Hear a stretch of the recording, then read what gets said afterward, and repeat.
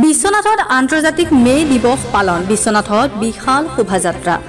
আজি আন্তৰ্জাতিক মে দিৱস। সমগ্ৰ বিশ্বতে আজিৰ দিনটোত মে দিৱস হিচাপে পালন কৰা হয়। বিশ্বৰ ভিন্ন দেশৰ লগতে বিশ্বনাথতো আন্তৰ্জাতিক মে দিৱস পালন কৰা হয়। বিশ্বনাথৰ কেন্দ্ৰীয় মে দিৱস উদযাপন সমিতি বিশ্বনাথ চাৰিআলিৰ উদ্যোগত বৰ্ণাঢ্য কাৰ্যসূচীৰে মে দিৱস পালন কৰা হয়।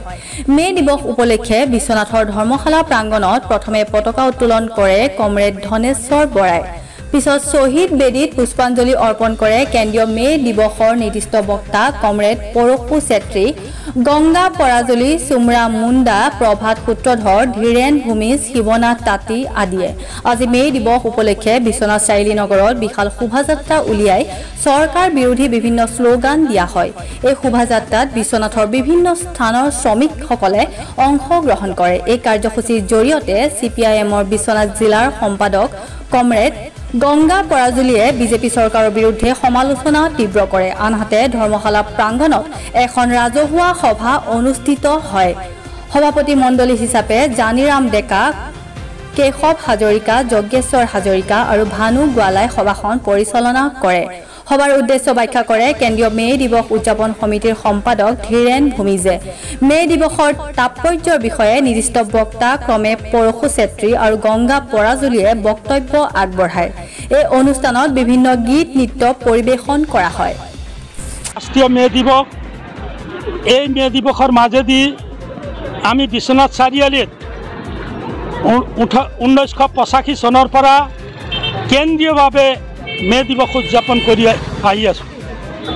1886 চনত চিকাগো চহৰৰ হে মাৰ্কেটত শ্ৰমিকৰ ওপৰত চলা বৰ্বৰ আক্ৰমণ, শ্বহীদসকলক আমি এই মে দিৱসৰ মাজেদিয়েই সোঁৱৰণ কৰিছোঁ। আজি বিশ্বতেই এই মে দিৱসটো সেই শ্বহীদসকলৰ স্মৰণত সংহতি দিৱস হিচাপে আজি গোটেই বিশ্বতে পালন কৰি আছে। আমি ইয়াতো বিশ্বনাথ চাৰিআলিতো শ্ৰমিকৰ, কৃষক, মধ্যবিত্তৰ অংশ, বিভিন্ন ৰাইজ, ছাত্ৰ, যুৱক, মহিলা সকলোকে লৈ আমি কেন্দ্ৰীয় কমিটি কৰি এই কেন্দ্ৰীয়ভাৱেই উদযাপন কৰি আছোঁ। আজি চৰকাৰে শ্ৰমিক কৃষকৰ যি অধিকাৰ, আজি নিবনুৱাসকলৰ যি চাকৰিৰ অধিকাৰ, আজি মহিলাৰ ওপৰত যি নিৰ্যাতন, আজি কৃষকৰ অধিকাৰৰ ওপৰত যি আক্ৰমণ, আজি ক্ষুদ্ৰ ব্যৱসায় কৰা মানুহৰ ওপৰত যি আক্ৰমণ, এই আক্ৰমণৰ প্ৰতিহত কৰাৰ এটাই সুযোগ, এটাই ৰাস্তা মে দিৱসৰ শিক্ষা লৈ সংগ্ৰামৰ যি ৰাস্তা, এই সংগ্ৰামৰ ৰাস্তা বাট আজি মে দিৱসে দেখুৱাইছে।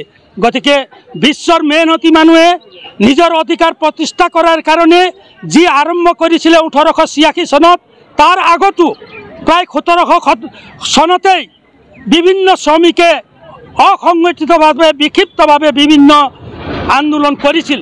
কিন্তু সংগঠিত যি আন্দোলন 1886 চনত আৰম্ভ হৈছে।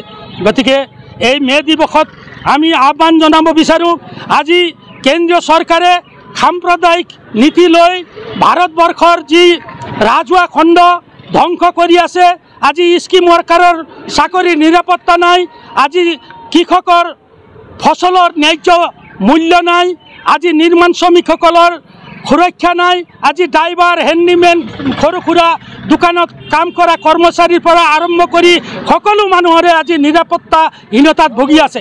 গতিকে এই নিৰাপত্তাহীনতাৰ ভোগাৰ পৰা আঁতৰ কৰিবৰ কাৰণে এই চৰকাৰৰ যি নীতি, এই নীতিক পৰিৱৰ্তন কৰা, এই চৰকাৰক পৰিৱৰ্তন কৰা যুদ্ধ আৰম্ভ হৈ আছে। দুটা ফেজ গৈছে।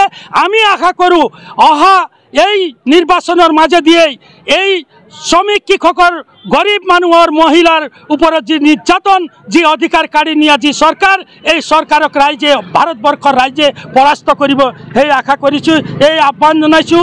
অধিকাৰৰ কাৰণে আজি মে দিৱসে শিক্ষা দিয়ে, এই শিক্ষাৰ মাজেদিয়েই সংগ্ৰাম আমি আগুৱাই লৈ যাম। ধন্যবাদ।